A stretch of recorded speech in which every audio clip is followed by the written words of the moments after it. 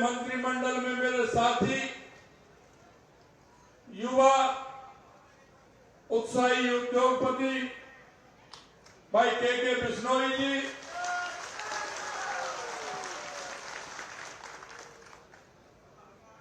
पचपदरा के विधायक भाई अरुण चौधरी जी, सिवाड़ा के विधायक भाई अमवीर सिंह जी टायल साहब, मैं श्री 101,008 श्री सुमेर भारती जी महाराज, मैं श्री जगदीशपुरी जी महाराज, पूर्व मंत्री हेमाराम जी चौधरी साहब, दिलीप सिंह जी मोड़ासा साहब, राणा कुलदीप सिंह जी, पार्टी के हमारे जिला अध्यक्ष बाबू सिंह राजगिरी जी साहब, मंच पर विराजमान सभी अतिथिगण और इस कार्यक्रम में आए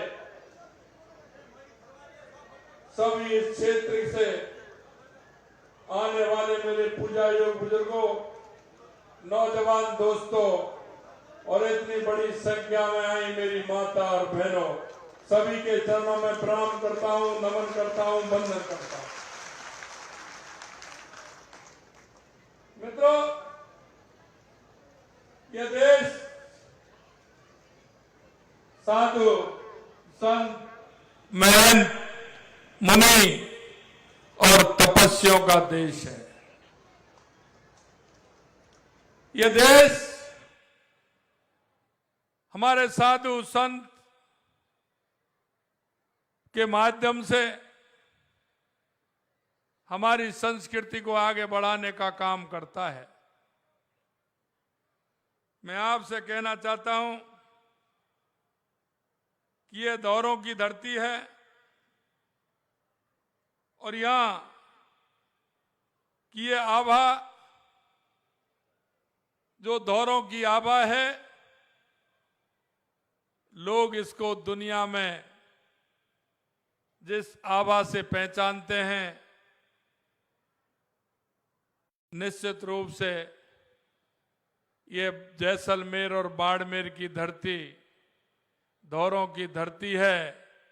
दुनिया इसको प्रणाम करती है, सलाम करती है। मैं भी इस धरती को प्रणाम करता हूं, सलाम करता हूं।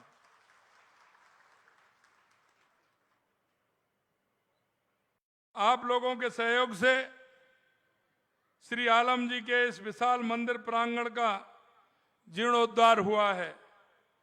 इसका आशीर्वाद, यश हमेशा आपको मिलता रहेगा, ऐसी मेरी कामना है। इस विशाल मंदिर के प्राण प्रतिष्ठा समारोह में मुझे आमंत्रित कर आपके सानिध्य का अवसर दिया, इसके लिए मैं सदैव आभारी रहूंगा। मंदिरों का निर्माण और उसका विकास कार्य कर हम न केवल अपने आराध्य के प्रति अपनी कृतज्ञता जताते हैं, बल्कि हमारी महान संस्कृति के विकास में भी बहुत बड़ा योगदान इसमें है। पशुपालन और खेती इस क्षेत्र की रीढ़ है और इन दोनों पर आलम जी महाराज की विशेष कृपा है। जब फसल की कटाई होती है तो किसान सबसे पहले आलम जी महाराज के नाम से माणा भर के निकालते हैं और महाराज जी का आशीर्वाद उन्हें मिलता है। मालानी के घोड़े पूरी दुनिया में प्रसिद्ध हैं, जिन पर आलम जी महाराज की खास अनुकंपा होती है। जब घोड़ी के बच्चे का जन्म का समय होता है तब आलम जी के दौरों की मिट्टी घुड़साल में डाली जाती है, जिससे कि वो बच्चा स्वस्थ रहे, मस्त रहे और मालानी घोड़े की जो पहचान है वो पूरे देश में उसकी पहचान रहे। जैसा कि आप सभी जानते हैं, हमारी सांस्कृतिक मूल्यों के निर्माण में मंदिरों की बहुत बड़ी भूमिका है। मित्रों, मैं कहना चाहता, एक समय वो था देश की आजादी और उससे पहले हमारी सांस्कृतिक विरासतों का मिटाने का काम चल रहा था। इस देश की संस्कृति दुनिया में सबसे अलग है। दुनिया में हमारी संस्कृति की पहचान है। हमारी संस्कृति को मिटाने का प्रयास खूब किया गया। कभी हूण आए, कभी कुषाण आए, कभी इस्लाम आया, कभी अंग्रेज आए, लेकिन इस हमारी संस्कृति को मिटा नहीं पाए। वो आए लेकिन हमारी संस्कृति में ही समा गए। हमारी संस्कृति में कोई अंतर नहीं आया। मैं आपसे निवेदन करना चाहता हूं, बार बार हमारी संस्कृति पर हमला होता था, हमारे सांस्कृतिक विरासत के स्थानों को मिटाने का काम किया, लेकिन मैं आपसे कहना चाहता हूं, क्योंकि कांग्रेस तुष्टीकरण के आधार पर राजनीति करती थी, कांग्रेस भ्रष्टाचार के आधार पर राजनीति करती थी, कांग्रेस जिस आधार पर राजनीति करती थी, हमारे यशस्वी प्रधानमंत्री नरेंद्र मोदी जी ने 2014 के बाद उन राजनीतिक नेताओं को भी बदलने के लिए मजबूर कर दिया और राजनीतिक पार्टियों को भी मजबूर कर दिया बदलने के लिए। आज आप देख रहे हैं, चाहे काशी विश्वनाथ का मंदिर हो, उसका किस तरह से यशस्वी प्रधानमंत्री नरेंद्र मोदी जी के नेतृत्व में हमारा काशी विश्वनाथ मंदिर का विशाल, कितना बड़ा मंदिर हमारा बनाया है, जो हमारा सांस्कृतिक विरासत थी। इसी तरह से उज्जैन के महाकाल लोक को भी देख लीजिए, उसको भी बनाने का काम किया। सोमनाथ मंदिर को भी देख लीजिए, उसको भी बनाने का काम किया। यही नहीं मित्रों, चार धाम यात्रा की हमारे हर बुजुर्ग जो जिंदगी के सारे काम करते हुए जब उस पर आता है तो वो कहता है कि मुझे चार धाम की यात्रा करनी है। केदारनाथ हो, बद्रीनाथ हो, यमुनोत्री हो, गंगोत्री हो, कितना सरल रास्ता जिसमें लोग परेशान हो जाते थे, लेकिन ऐसा रास्ता बनाने का काम किया है जिस भी हमारे बुजुर्ग के मन में ये होती है कि मुझे चार धाम की यात्रा करनी है, बड़ी सुगमता से चार धाम की यात्रा करके आ सकता है। मित्रों, मैं कहना चाहता हूं, आपने देखा होगा जब भी हमारी कोई भी चुनाव पार्टी के अंदर आया है, चाहे केंद्र में हमारा लोकसभा का चुनाव हो या विधानसभा का चुनाव हो, हमने दो वायदे किए थे और वायदे थे हमारे, हमने हर घोषणा पत्र में, हमारे लोकसभा चुनाव के घोषणा पत्र में लिखा था कि पूर्ण बहुमत के साथ आएंगे, धारा 370 को हटाएंगे, पूर्ण बहुमत के साथ आएंगे, राम मंदिर का निर्माण करेंगे। विरोधी लोग कहते थे कि धारा 370 को नहीं हटा सकते, खून की नदियां बह जाएंगी। यह भारतीय जनता पार्टी का जुमला है, इस जुमले के आधार पर वोट मांगते हैं। हमने कहा हमारा कोई भी हम जो कहते हैं वो जुमला नहीं होता है, क्योंकि देश के यशस्वी प्रधानमंत्री नरेंद्र मोदी जो कहते हैं वो करते हैं, और करते हैं वो ही कहते हैं। हमने कहा पूर्ण बहुमत की सरकार आएगी, हम निश्चित रूप से 370 हटाएंगे, क्योंकि ये भारत मां का मुकुट है। जम्मू और कश्मीर, हमारी पूर्ण बहुमत की सरकार आई, हमने धारा 370 को धराशायी किया और मां आज अमन चैन है। कल आपने देखा होगा जिस तरह से यशस्वी प्रधानमंत्री जी ने जम्मू कश्मीर के लिए योजनाएं भी निर्धारित की, और मां कितना बड़ा काम हुआ है ये आप सभी को पता है। पिछले दिनों में लगभग 2 करोड़ लोगों ने वहां का जाकर के, पर्यटक 2 करोड़ के लगभग वहां कश्मीर के अंदर पहुंचे हैं।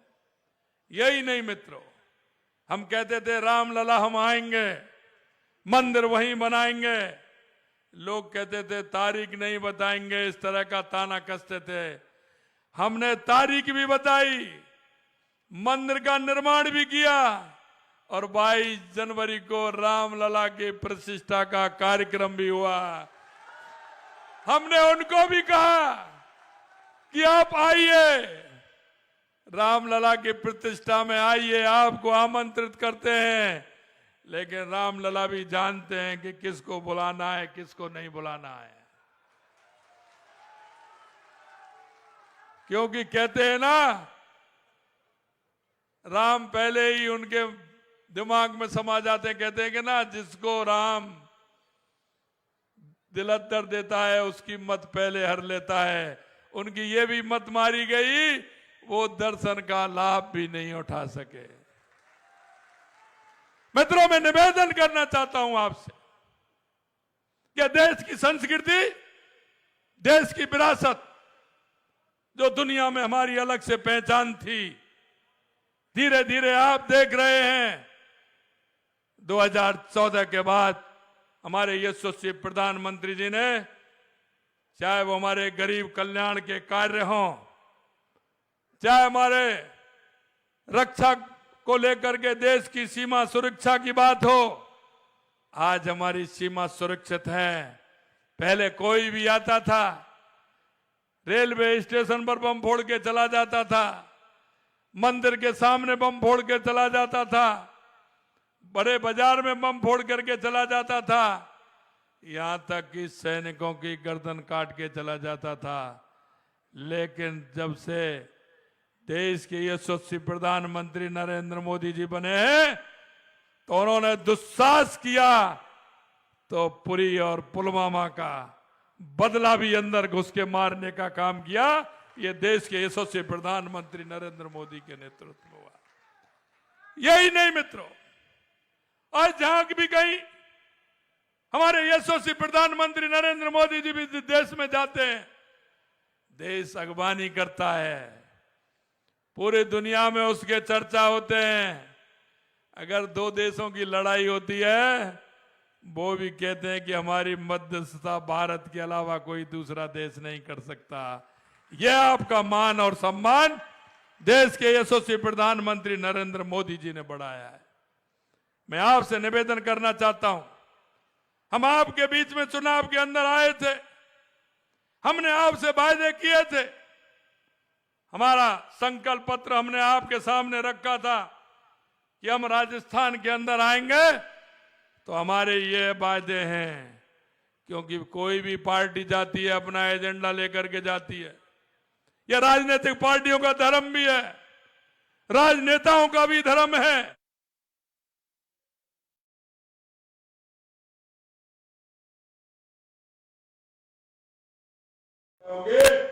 उस साख को भी बढ़ाने का काम देश के यशस्वी प्रधानमंत्री नरेंद्र मोदी जी ने किया है। मैं आपसे कहना चाहता हूं, आपने पूर्ण बहुमत दिया, राजस्थान में भारतीय जनता पार्टी की सरकार बनाई। हमारी सरकार जिन वादों को आपके बीच में लेकर के गई थी, हम वो लोग नहीं है कि आपसे वायदा करें और उन वायदाओं को लास्ट के 5 साल में भी 3 महीने पहले हम गारंटियों के साथ में उन वायदों को कहें कि हम वायदा पूरा कर रहे हैं। अरे भाई, जब आपकी गारंटी नहीं है तो आप गारंटी किसको देना चाहते हैं? वो गारंटी दे रहे थे जिनकी अपनी खुद की गारंटी नहीं थी। मैं आपसे कहना चाहता हूं मित्रों, आज लगभग 2 महीने से 2-4 दिन ज्यादा हमारी सरकार को हुए हैं, लेकिन हम आपके बीच में जो वायदा लेकर के आए, धीरे धीरे हमने उन वायदों को प्रारंभ कर दिया है। हमने कहा था कि राजस्थान का युवक इस नकल से बहुत परेशान था। 19 में से 17 पेपर आउट हुए थे।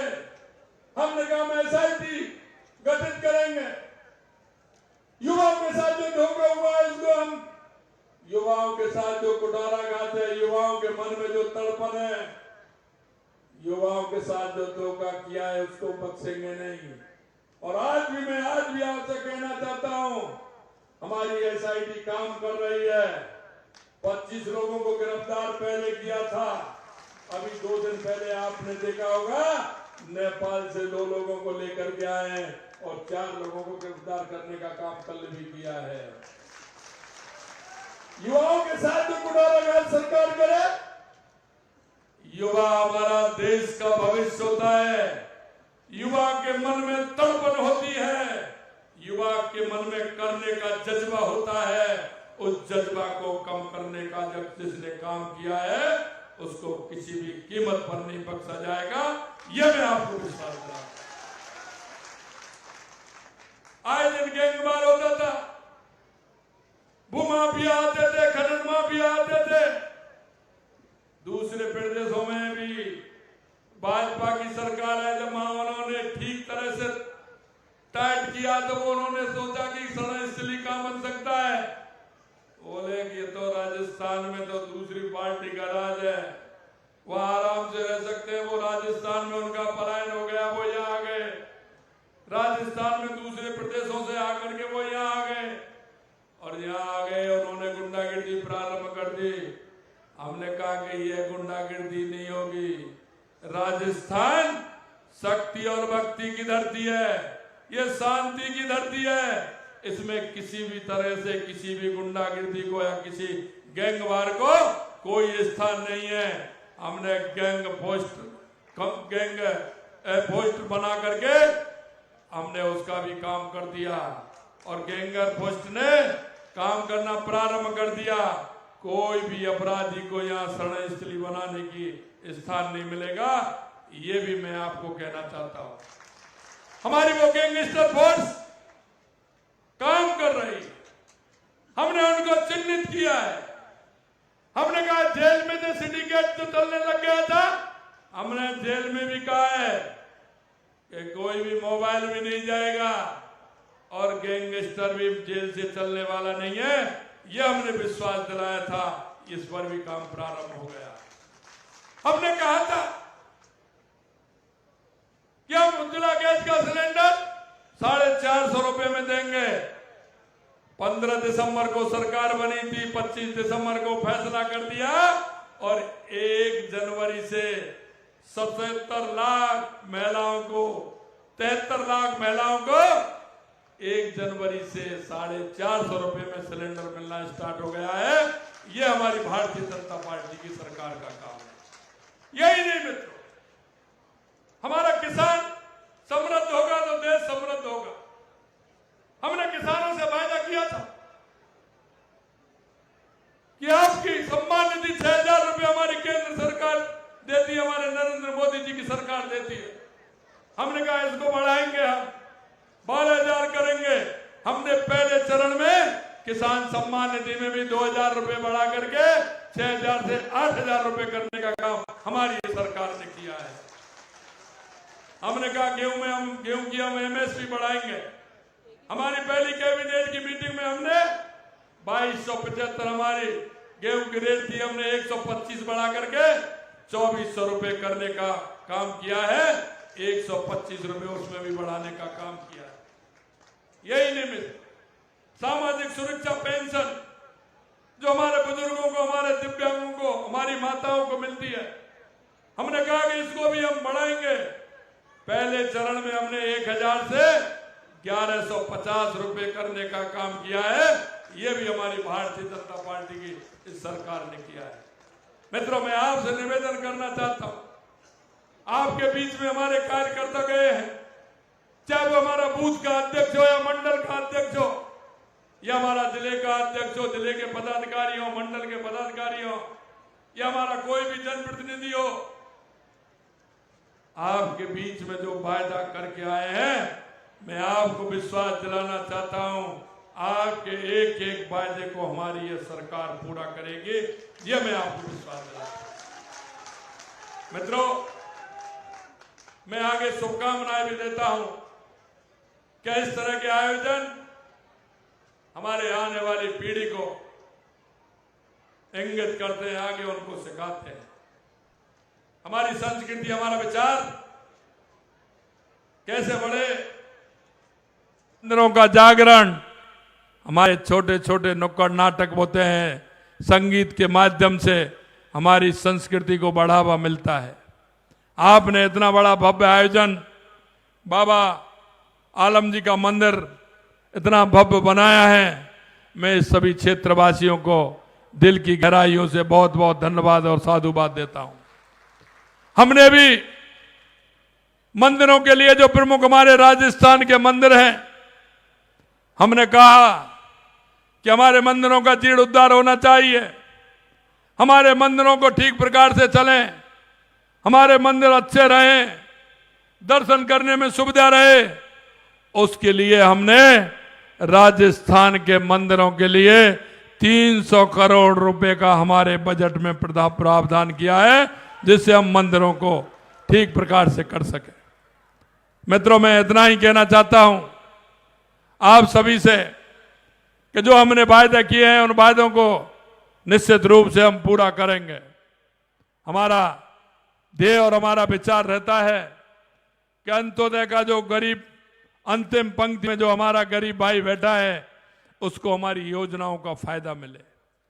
उसको किस तरह से फायदा मिले, मैं एक और अंत में एक बात आपसे कहना चाहता हूं। हमारी केंद्र की सरकार लगातार योजनाओं के माध्यम से हर गरीब को फायदा पहुंचाना चाहती है। हम इस देश के और हम इस प्रदेश के नागरिक हैं मित्रों। हम नागरिकों का भी कर्तव्य बनता है। हमारी विकसित भारत यात्रा निकली थी, हर पंचायत के अंदर गई थी।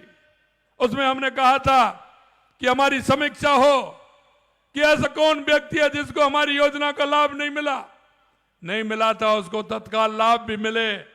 हम नागरिक होने के नाते हम सभी का कर्तव्य है कि मेरी ढाणी में, मेरे गांव में, मेरे मोहल्ले में, मेरे परिवार में, मेरे पड़ोस में कोई व्यक्ति बीमार तो नहीं है। आयुष्मान आरोग्य योजना के हम इलाज कराते हैं, उसका इलाज होना चाहिए, फ्री जांच होनी चाहिए, फ्री में दवा उसको मिलनी चाहिए। कौन व्यक्ति किस लायक है, क्या मिल सकता है, ये हमारा दायित्व सभी का बनता है। मेरे पड़ोसी को पेंशन मिल रही है, नहीं मिल रही है, मेरे पड़ोसी को अन्न मिल रहा है कि नहीं मिल रहा है, मेरा कोई बीमार तो नहीं है। हम सभी का दायित्व है कि हम माननीय यशस्वी प्रधानमंत्री नरेंद्र मोदी जी की हर योजना से जोड़ने का काम करें, हर व्यक्ति को उस योजनाओं का लाभ मिले, इसकी हम चिंता करें। ये चिंता हमें, आपको, सबको करनी है, जिससे कि हमारा वो व्यक्ति, गरीब व्यक्ति, उसको हमारी योजनाओं का लाभ मिल सके और योजनाओं का लाभ मिलते हुए आगे बढ़ सके। ये हमें करना है। मित्रों, आप सभी ने मेरे को आमंत्रित किया, मेरे को बुलाया और मेरा जिस तरह से सम्मान किया, मैं यहाँ की तपोभूमि बाबा आलम साहब जी के मंदिर को, यहाँ के सभी तपस्वियों को, और मैं सौभाग्यशाली हूँ, महाराज चंदनगिरी महाराज जी भी आज यहाँ पधारे हैं, मुझे उनके दर्शन का भी लाभ मिला है। निश्चित रूप से मैं सभी संत और महंतों के चरणों में प्रणाम करता हूँ, वंदन करता हूँ, नमन करता हूँ और आपको पुनः धन्यवाद देता हूँ कि इतने विशाल मंदिर बाबा आलम के इस मंदिर का निर्माण आपने कराया, उसकी प्राण प्रतिष्ठा है, मुझको बुलाया। निश्चित रूप से मैं धन्य हुआ। आप सभी को बहुत बहुत धन्यवाद। जय हिंद, जय भारत, नमस्कार। बहुत बहुत